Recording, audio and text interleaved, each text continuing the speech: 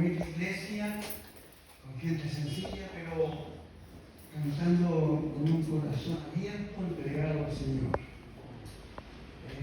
No soy tipo motivo, pero tengo que decir que sí me emocioné bastante reviviendo algo que hacía muchos años que no había revivido.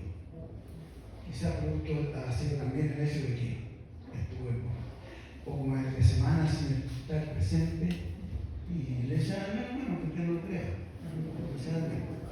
Aunque usted no haya echado de menos, ni me acuerdo cómo era su cara, me decían, bueno, no teníamos que preguntar en todo caso. Pero gracias a Dios que nos permite de repente a través del cántico, de la comunión, de este tiempo tan precioso que es una apertura de un culto antes de la prédica, de ir disponiendo nuestro corazón para la palabra de Dios. Porque ese es el objetivo de la primera parte, ¿no? No tiene otro que prepararnos para que nuestro corazón esté listo a recibir lo que Dios quiere entregarnos. Le hemos entregado a Dios nuestro cántico, nuestra oración, y ahora Dios nos quiere entregar por su palabra lo que necesitamos para nuestra alma. Amén. Espero que conservemos estas emociones, yo especialmente, estas sensaciones de los primeros años, y no caer en ese tremendo dolor herido que se llama la pérdida del primer amor.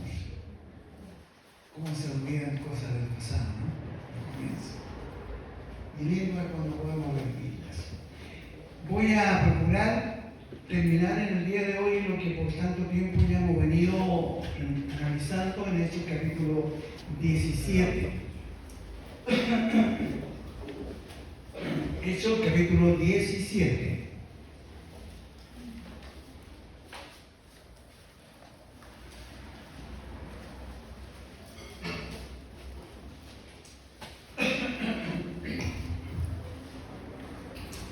Como usted recuerda, lo hemos llamado el sermón al Dios no conocido. Es Pablo quien está predicando acá, inspirado por Dios, y lo hace enfrentando a un grupo de gente muy especial en aquellos tiempos, los atenienses. Grecia, capital Atenas, una de las filosofías, los grandes filósofos Aristóteles, Sócrates, Aristóteles, Platón, etcétera, etcétera, etcétera, y cuánto más que podríamos en filosofía. Y tenemos ahí a un hombre de Dios que lo único y lo mejor que tiene para entregar es el mensaje de Dios. No un mensaje plagado de sabiduría humana, como era la filosofía ateniense, sino un mensaje inspirado por Dios para llegar al corazón y no al intelecto de la gente. Aunque nos nace el quite al apelar también algunos aspectos intelectuales de un pueblo tan sabio como eran los atenienses, los griegos. Y Pablo está ahora en el Areópago, ese lugar allí en una cumbre en la colina de Marte, donde se reunían para los grandes eventos, las multitudes, discursar política y religiosamente. Y Pablo está enfrentando a un grupo de personas muy religiosas y nos da una clave para nuestra forma de evangelizar y de hablar de Jesucristo a la gente que no cree o que tiene otras creencias. Y no lo hace yendo a una confrontación directa, ni tampoco lo hace diciéndole que están mal con lo que creen, ni peleando con ellos. Simplemente lo usa como algo en común, como una aguja cultural que va apuntando hacia Jesucristo. Le habla apelando a su religiosidad. Yo sé que ustedes son muy religiosos, le dice. He recorrido toda la ciudad y por todas partes he visto dioses, ídolos, monolitos, estatuas, diferentes, centenares de dioses. Y ustedes aún han colocado como un monolito por ahí, sin figura, sin nada, porque les conocen.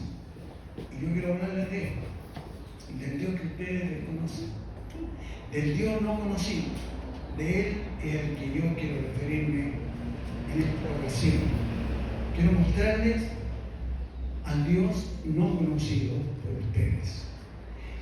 Y en los versículos 24 al 31 leemos Hechos capítulo 17, el inicio de un discurso que apela directamente al corazón, no pasando por alto el aspecto intelectual. El Dios que hizo el mundo y todas las cosas que en él hay, siendo Señor del cielo y de la tierra, no habita en templos hechos por manos humanas. Como ellos creían, yendo a lugares específicos, a edificios, lugares edificados por el hombre, con materiales terrenales, y ahí adoraban a sus dioses. Y dice, no, el Dios que ustedes no conocen, el Dios que yo les quiero presentar, Él es Señor del cielo y de la tierra, es el Creador. Y Él no habita, gracias hermana. Muchas gracias. Él no habita en templos que han sido hechos por manos humanas. No hay un lugar fijo donde ustedes se encuentren con este Dios que yo les estoy hablando. No tienen que ir a un lugar determinado.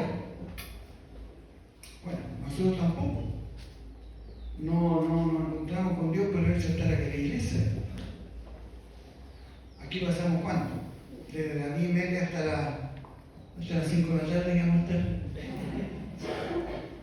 ¿cuánto? 2 horas, 3 horas, estamos acá.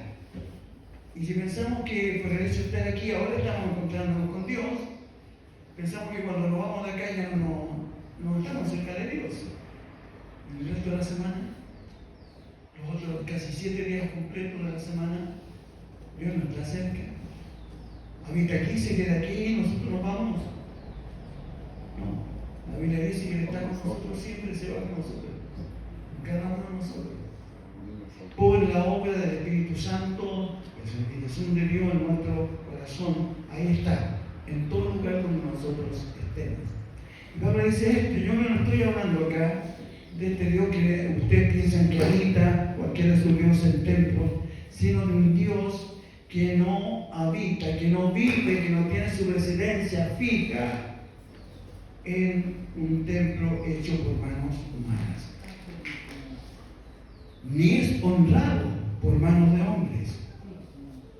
Ustedes honran a estos dioses con ofrendas, le traen una y otra cosa. Hasta en algunos sectores se pensaba que aún sacrificando vidas podían agradar a sus dioses. Dice, no, este Dios no es honrado por manos de hombre. No hay nada que nosotros tengamos que cause una real honra a Dios. Es la vida. Es como usted piensa que necesita de algo. Fíjese bien la palabra de Dios.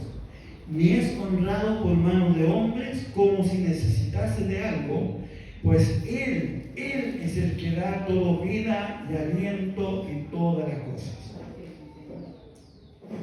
Pensamos que lo que traemos es fruto de nuestro esfuerzo únicamente. No, ya Dios lo demanda a nosotros y nosotros le damos a Dios.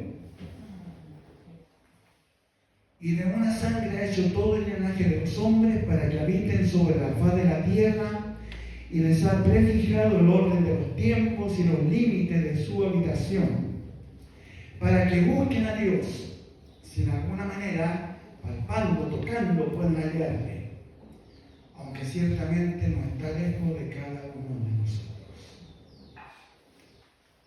Porque en Él vivimos y nos movemos y somos. Como algunos de vuestros propios poetas también han dicho, porque linaje suyo somos.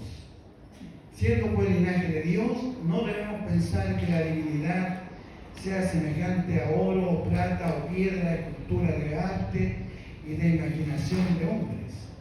Pero Dios, habiendo pasado por alto los tiempos de esta ignorancia, ahora manda a todos los hombres en todo lugar que se arrepientan, por cuanto estableció un día en el cual juzgará al mundo con justicia por aquel varón a quien designó, dando fe a todos con haberle levantado de los muertos. Ahí tenemos entonces parte de ese discurso. La reacción de gente intelectual frente a algo que apela a la fe más que al intelecto, ¿cuál es? El cuestionamiento, el debate, la discusión. Pablo no está tan preocupado de eso. Cuando Pablo dice, el Dios que hizo el mundo y todas las cosas que en él hay, de este es el Dios que yo le quiero hablar, no está haciendo un reconocimiento de los otros dioses. Cuando él usa acá el artículo definido él, no está diciendo él o este de acá, de este quiero hablar yo, no de estos otros. No está diciendo reconozco que todos los dioses están ahí por todos lados, pero yo no le voy a hablar de esos dioses. No le voy a hablar de Zeus, Júpiter, de Marte, de Venus, de Atenea, de Minerva, de Mercurio, nada de eso. No, que está reconocido. Y diciendo no voy a hablar de este, como si este Dios fuera uno más entre los otros dioses. Sino que dice del Dios que hizo los cielos y la tierra, todo lo que hay, ese es el Dios que yo les voy a presentar. El Dios creador. ¿Se han dado cuenta? Lo que Pablo está haciendo acá es destacar que el Dios desconocido que le está presentando está por sobre todos los dioses, creación de sus mentes y de su idolatría. Y esto es muy importante, porque todos los dioses que ellos tenían por todas partes eran dioses creados por ellos. Habían inventado un Partenón, allá habían inventado un lugar donde estaban todos los dioses, el Olimpo, centenares de dioses habitaban ahí según su creencia. Todos dioses creados por su imaginación. Necesitamos una buena cosecha, bueno, necesitamos un Dios al que pedirle una buena cosecha. Creamos un Dios, inventamos un Dios para pedirle a ese Dios que nos dé una buena cosecha. Necesitamos fertilidad en nuestras mujeres, creamos una diosa, la diosa de la fertilidad, Diana, para que pueda entonces permitir que nuestras mujeres sean fructíferas. Y creamos una diosa, creamos un templo donde la hagamos montar y ahí vive esta diosa y ahí le hagamos ofrenda y todas esas cosas. Entonces, está hablándole de la gran diferencia que hay entre un Dios creado por el hombre y el Dios que creó al hombre. Esa es la gran diferencia. Ustedes crearon muchos dioses, pero yo les voy a hablar del Dios que los creó a ustedes. Porque les dice claramente, el Dios que hizo el mundo y todas las cosas que en él hay. ¿Eso incluye? Al ser humano. A nosotros. De este Dios, el del que yo les voy a hablar. Entonces, hay que tener mucho cuidado, hermano, al pensar en qué clase de Dios creemos nosotros. Porque puede darse el caso que, al igual que los atenienses, nosotros también estamos llenos de dioses distintos. El Dios Papá Noel, o Dios Viejito Pascuero, que nos regala cosas. El Dios Lámpara de Aladino, que flotamos ahí con una oración, una plegaria y sale el genio y nos dice, pídanme todo lo que quieran y yo se lo voy a traer. El Dios de la buena suerte, el Dios tolerante, el Dios que nos permite todo, complaciente, el Dios bonito corazón, el Dios Tata, que lo único que hace es darme cariñito, que no me reprende, que no me llama la atención, que no me dicta nada de normas para elegir mi conducta. Y vamos inventando de repente un Dios al que decimos creemos en Dios, pero que no es el Dios de la Biblia, sino que es el producto de nuestra imaginación. De lo que nosotros creemos y queremos que sea Dios. Dios no es como nosotros queremos. Él es. Y a este Dios tenemos que creerle, porque está revelado en la palabra suya, en la Escritura. Por eso le pregunto, ¿cuál es el Dios que usted tiene? El Dios tolerante que le aguanta, no, si Dios bueno me permite, yo confieso mi pecado y me perdona. Y como sé que mañana voy a pecar de nuevo lo mismo, le pido perdón anticipado, perdona porque mañana voy a caer en la misma cuestión. Y pido perdón anticipado. ¿Algunos tienen ese Dios? Ese tipo de Dios. El Dios que les permite todo. No, si Dios es bueno, sabe por qué, Él no aguanta, Él me quiere. Para siempre su misericordia, abusamos de ese texto. Dios es bueno y para siempre su misericordia. Es verdad que Dios es bueno y para siempre su misericordia. Pero no se olviden que Dios que condiciona nuestra conducta para ser merecedores de esa misericordia y de su bondad. Y cuando nuestra conducta se ajusta a eso, y aún sobrepasa aquello, porque si fuera estricto en eso, ninguno de nosotros tapará boca, ni sentado. Por su buena misericordia y su bondad estamos acá, porque Él es bueno. De este Dios le voy a hablar.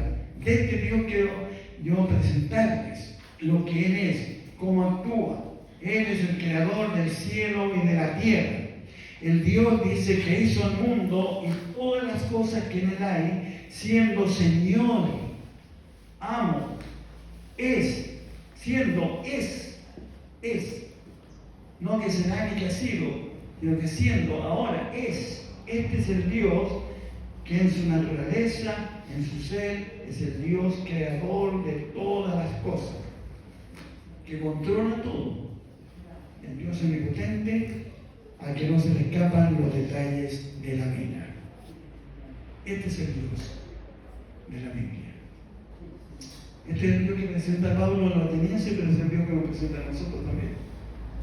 Este es el Dios que tenemos presentado en su palabra, en la revelación de nuestro Dios. Ahora, esto era un tema muy discutible entre los atenienses, el creador del cielo y de la tierra, que dice. Porque ellos se quedan en distintos dioses, creadores de distintas cosas, que al fin habían confirmado todo nuestro universo. Pero esa era su mitología, mitos, creencias de imaginación humana, no revelada por Dios. Y Pablo estaba diciendo en el inicio de su mensaje, miren atenienses, yo quiero hablarle de ese Dios que es desconocido para ustedes, y lo primero que quiero destacar de Él es que Él es el creador del mundo y de todas las cosas. La gran discusión que ha habido en la humanidad siempre. ¿Cómo se hizo todo esto? Resultado del azar, del cataclismo universal, del Big Bang, todo el resultado de una casualidad, y la vida surgió de la casualidad. La vida surge de donde no hay vida, o hay alguien que es el creador de la vida. Es el Dios, el creador de la vida. ¿Me apagó, no? No. ¿Qué es lo que nos dice la Biblia cuando el apóstol Pablo está hablando de esta parte de su discurso? Tiene en mente muy claro el principio de la Escritura. ¿Y cómo comienza la Escritura Sagrada? ¿Con qué palabras? ¿Me apagó? Sí, está con problemas. Sí. Aquí.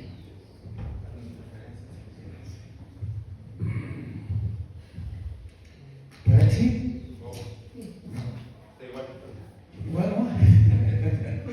¿Cómo comienza la Escritura? ¿Usted qué ha leído la Biblia? ¿Cuáles son las primeras palabras que usted encuentra en la Biblia? Pablo está haciendo eso. El Dios creador, el Dios que hizo todas las cosas. Él es el Señor, el creador del cielo y de la tierra. Y no voy a discutir sobre el tema porque es una declaración así tácita, determinante. No una posibilidad, no algo que podría ser, sino que definitivamente hasta el más humilde de todos los cristianos, hasta la persona con menos educación en el mundo, que solamente logra entender y leer el primer versículo de la Biblia, sabe que hay un Dios creador. Porque determinantemente la Escritura dice, en el principio, cuando no había nada, Dios creó los cielos y la tierra. ¿Y cómo la creó? Fue recorriendo todos los lugares donde vivían artículos para construcción, buscando, juntando recursos, haciendo colecta para comprar materiales y con eso ir construyendo todo de la nada. De la nada. Dios no necesitó sentarse ni elaborar ahí un diseño de construcción, así voy a hacer este mundo. Nada. Simplemente creó. Pensó y se vino. Porque es Dios. Y si yo no creo en ese Dios creador así, yo no creo en Dios. Estoy creyendo en un Dios que mi mente creó. No es el Dios revelado en su palabra. ¿Se fijan? ¿Se fijan?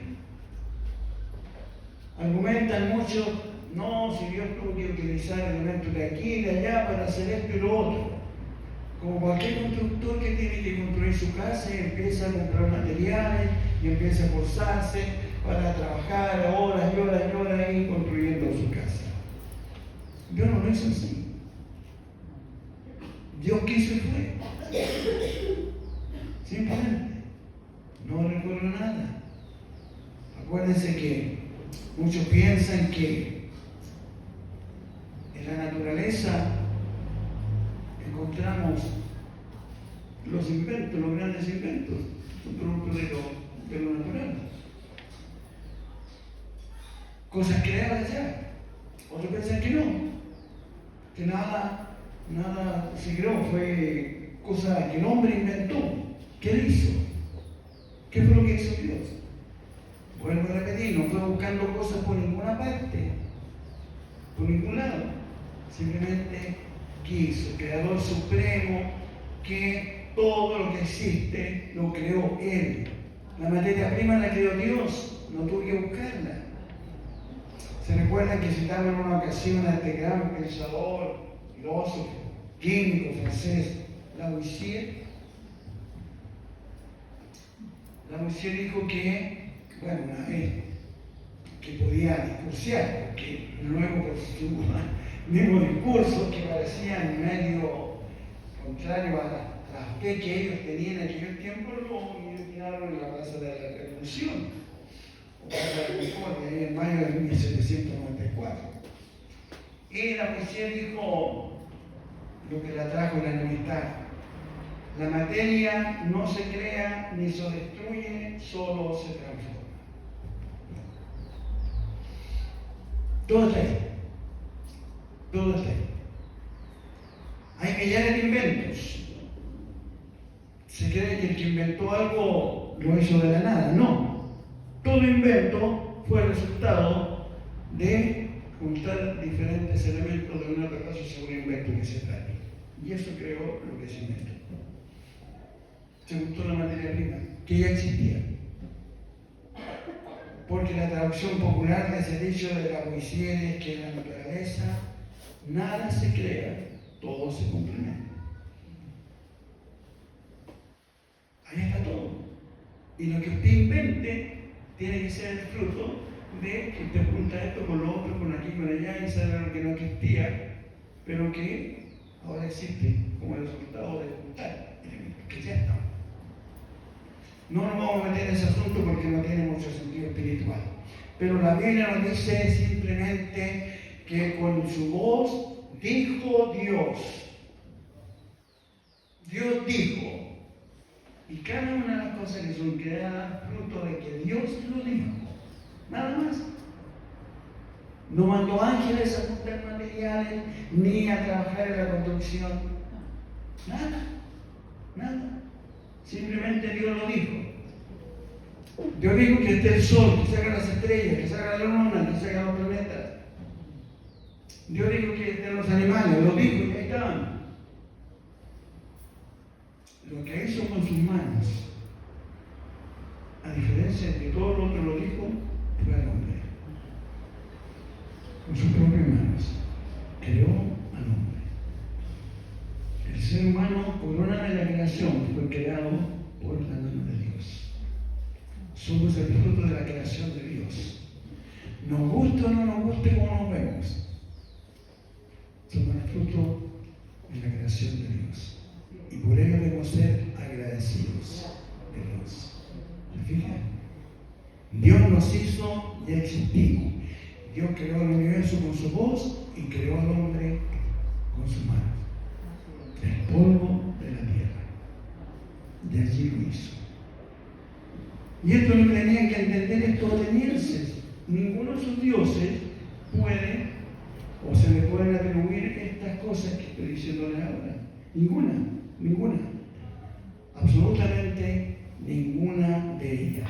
Cuando el apóstol Juan estaba en Patmos, donde escribió el último libro, la última narración de Dios, que es el Apocalipsis, él escribe en el capítulo 4 de Apocalipsis: los 24 ancianos se postran delante del que está sentado en el trono y adoran al que vive por los siglos de los siglos, y echan sus coronas delante del trono diciendo: Señor, digno eres de recibir la gloria y la honra y el poder, porque tú creaste todas las cosas y por tu voluntad existen y fueron creadas.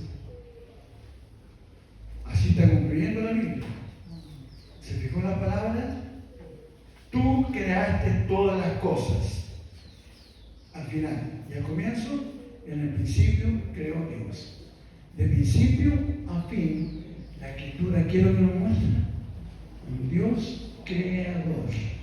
Este es el Dios desconocido, el Dios desconocido de los atenienses. El Dios que hizo el mundo y todas las cosas que en él hay, dijo Pablo, siendo Señor del cielo y de la tierra. La expresión siendo Señor está indicándonos siendo el amo, el que tiene el control, el que domina, el que tiene la autoridad sobre todo. Él es el Señor, el amo. Y la Biblia dice que Él es Señor, amo, dueño de los suyos, por dos derechos. Primero, por el derecho de creación. David, en el Salmo 139, versículo 13 dice: porque tú formaste mis entrañas, tú me hiciste, ¿dónde? En el vientre de mi madre. Es creación de Dios, desde antes de pisar la tierra. Y luego en el versículo 16 dice: mi embrión vieron tus ojos, y en tu libro estaban escritas todas aquellas cosas que fueron luego formadas, sin faltar una de ellas. Así que quienes piensan, y aquí me disculpo con los vinculados a la medicina, ninguna parte de nuestro cuerpo está de más. Ni las amígdalas ni la apéndice. No están sobrando. Se echan a perder como se echa a perder un dedo, el oído, un ojo, lo que sea. Pero no, Dios no había colocado unas amígdalas ni unos apéndices para echarnos a perder la vida. ¿Qué es lo que dice la Biblia? En tu libro estaban escritas todas aquellas cosas que fueron luego formadas en ella. ¿Hablando de quién? De que tú me hiciste en el vientre de mi madre. Así que cada parte de mi cuerpo, me guste o no me guste, la puso Dios ahí. La nariz la puso aquí en el medio, entre los ojos. ¿Por qué no me la puso aquí? El ombligo es una secretaria. La oreja la puso a los lados, más grande, más chica, lo que sea, la puso a los lados. ¿Para qué? Porque tenemos cuchara allá, cuchara acá, y la puso así para que tuviera un buen audio, una buena ambición. Él lo creó. Pero yo me puso la apéndice, la avenida la lanzó al médico porque creo que tiene algo de físico. Ya. Pero dice, no, si no se me va nada, hay que sacarla nomás. Hay que sacarla. O sea, Dios se equivocó. Erró con eso. O dejaban sobrando piezas y bueno, hay que poner el zapato y no. Nada. Tal cual somos, todo lo que tenemos es porque Dios lo hizo así. No desconocemos que de repente se deterioran cosas, una vesícula, un riñón, hay que hacer pasión para ayudar al resto. ¿Ah? Sí, de verdad. Pero no se pusieron ahí en ese estado. Por algún motivo se quebraron. Y como todo, aquí en la cara, los sí. Ya. Pero nunca estuvo nada. No voy a ponerme a hablar más de medicina tampoco porque voy a hacerme de enemigos. Somos criaturas, creación de Dios. Y Pablo se lo está diciendo a estos que tenían tantos dioses. El Señor del cielo y de la tierra. Él hizo el mundo, todas las cosas, a nosotros tal cual somos. Pero aquí hay una parte importante que yo le más atención a estos minutos finales. Siendo Señor del cielo y de la tierra, el que tiene control de todo, no habita en templos hechos por manos humanas. No está en una residencia fija, ni es honrado por manos de hombres como si él necesitase de algo. ¿Por qué? Pues él es el que da todo vida y aliento y todas las cosas. Es decir, hermano, que si yo miro este texto y lo interpreto correctamente a la luz del contexto bíblico general, no de ciertas partecitas, sino de toda la Escritura, tengo que aceptar de que Dios no necesita nada mío. ¿Sí? Pero ¿cómo somos nosotros jactanciosos de repente y creemos que le hacemos un favor a Dios sirviéndole? Como si Él necesitase de mí. Si yo me quedo callado, ¿sabes lo que puede hacer Dios? Si yo no le hablo a nadie del Evangelio, Dios puede enviar ángeles y hablar. O puede hacer hablar las piedras si quiere. Simplemente yo tengo que cumplir con mis deberes como hijo de Dios, como creyente. Pero no que me necesite. En la obra de Dios somos todos necesarios para llevar adelante por una causa, porque trabajamos entre seres humanos y somos seres humanos. Pero no depende de mí que la obra de Dios se detenga o se muera. No. Él es el Señor de todo, Él tiene el control de todo. Y me llama para que yo le sirva con lo que Él me ha dado a mí primero. Yo no estoy dando nada. Cuando yo ofrendo, hermano, discúlpeme que sea muy honesto con esto, que voy a decir. Yo también ofrendo cuando yo doy mi diezmo, porque yo lo doy. Yo no estoy dando nada. Uso la palabra doy, pero no estoy dando nada. Estoy reuniendo ahora de lo que Dios me dio, simplemente. Pero Él me lo dio.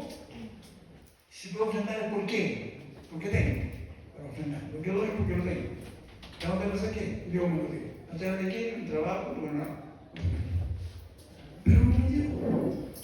Es claro cuando Pablo dice, no necesita, no es honrado por manos de hombres, no necesita de algo, pues Él es el que da todo vida, aliento y todas las cosas. Nos faltan los creyentes que creen que el hecho de ser fiel en la asistencia a la iglesia, Dios me lo tiene que agradecer. Por favor, que le estoy diciendo yo viniendo a la iglesia. ¿Correcto? ¿Es correcto? Yo le hago un favor a Dios cuando beneficio este día de reposo para Dios o para mí? Es por causa del hombre. Porque usted y yo lo necesitamos. Y Dios es tan bueno que nos da un lugar para que podamos juntarnos, reflexionar, pensar y entrar en una mayor intimidad con Dios el día suyo. Y cuando usted no lo hace a voluntad, le está robando a Dios lo que es de Dios. Es un robo a Dios quitarle su día de oración. Entiéndalo muy bien, hermano. Cuando usted se queda antojadizamente en la casa porque quiere, medio flojera o tiene cualquier excusa, usted le está robando a Dios su tiempo. Porque Él se lo dio a usted y le pide que le retribuya estos minutos que te quedan.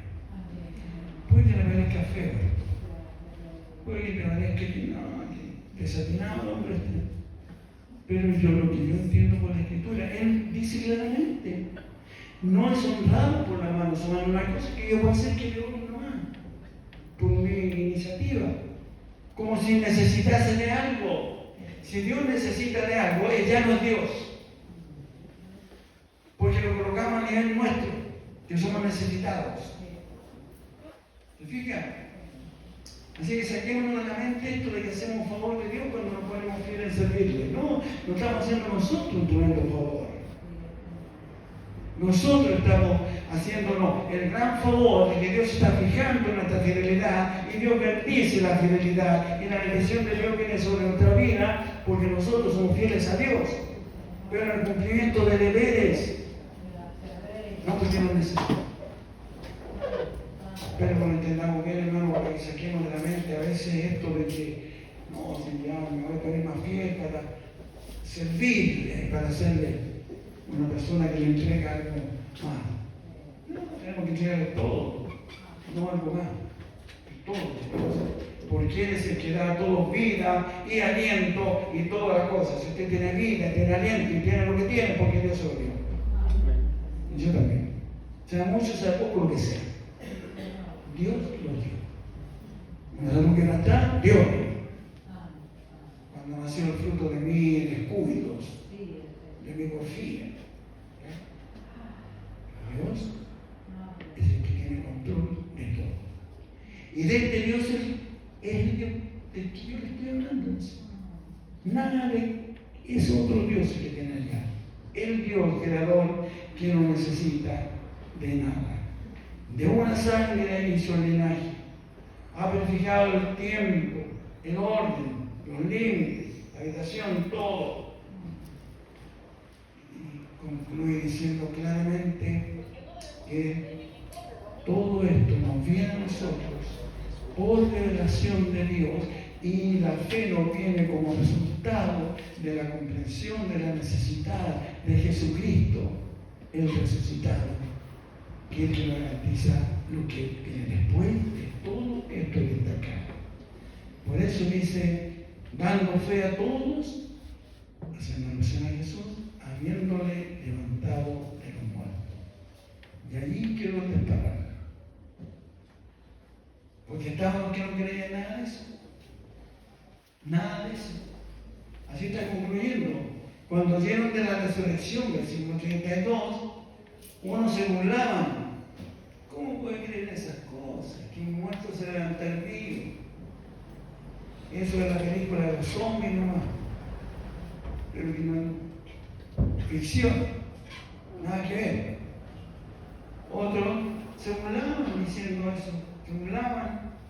Y decían, ya te vamos a escuchar, ya en otra ocasión, ya te vamos a escuchar, ya. Pero algunos creyeron juntándose con él. Más algunos creyeron. Este es el fin del discurso de Pablo. Apeló a muchas cosas, pero que exalta por sobre todas las cosas a un Dios creador, a un Dios dueño, amo, Señor del universo, que tiene el control de todo, que no necesita de nada, porque repito, El necesitado es el que le falta algo, y si le falta algo, ¿por qué no lo tiene todo? Y si lo tiene todo, porque lo tiene el poder. Pero él tiene el poder y no necesita nada, porque lo tiene todo. El dueño de la universo. Y es él el que da, no el que nosotros le damos.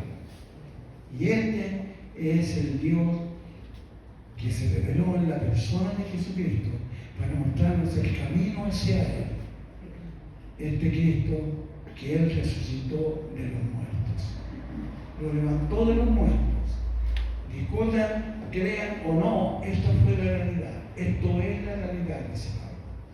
Y por eso, aunque tantos se burlaban, algunos creyeron. ¿No es lo que sucede en nuestro mundo hoy? Frente a esto, se burlan. Estamos un poco viejitos para creer en una resurrección de muertos. Hay nada de esas cosas. Se burlan. Pero algunos creen de todo corazón. ¿Por qué? Porque la resurrección de Jesucristo, ¿qué es lo que garantiza? Nuestra propia resurrección. Siendo Cristo la primicia, luego venimos nosotros. Es decir, la esperanza de lo que hay después de esta vida. Este es el Dios. Dios creó según el Antiguo Testamento, encontramos varias veces esta expresión. Él puso eternidad en el hombre, dijo Salomón en Eclesiastés. Eternidad. No nos creó para un paso por esta tierra, 70, 80, 90, 100 años. En el pecado. Puso eternidad. Es decir, la esperanza suya y mía es que de esta vida pasamos a la otra para una eternidad de disfrute con el Señor. Esa es la esperanza. Esto era lo que no ofrecía ningún otro Dios de los atenienses. Ninguno. De todos los que tenían por ahí. Pero ese Dios desconocido, ese Dios que no conocían, este es el Dios que le garantiza todas las cosas. Espero que sea para nosotros ese Dios del cual Pablo habló, el Dios en el cual creemos, hermano. En el cual hemos puesto nuestra fe y nuestra esperanza a que le pertenecemos por derecho de creación y por derecho de redención, porque hemos sido comprados por Jesucristo. Le pertenecemos doblemente, porque nos hizo y porque nos compró. Y no darle a Dios lo que es de Dios, es robarle a Dios. Quiere el Señor que entendamos lo que es proveniente. Algunos entendieron, porque poquito entendieron, poquito. Pero hubo quienes sí entendieron. Que el Señor sea para nosotros el Dios y Salvador revelado en su palabra. Vamos a orar, hermano, para concluir. Nuestro Padre, de verdad quisiéramos que nuestra fe fuese una fe firme, una fe bíblica, no una fe fundamentada en supersticiones ni en creencias humanas, ni siquiera en nuestros gustos personales, de como nosotros creemos y quisiéramos que fuera, sino que nuestra fe fuese puesta en el Dios revelado en la Biblia, el Dios creador, el Dios que nos hizo, el Dios que nos compró y el Dios que nos sostiene. Somos tu creación, somos tu propiedad y somos producto, oh Dios, de tu bondad al permitirnos seguir en ti.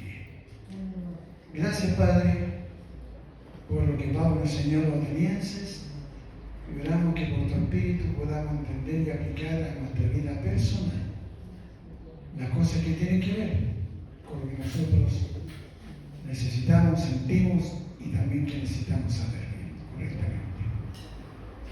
Padre, que tu Espíritu nos guíe a la comprensión de tu palabra y a una apropiación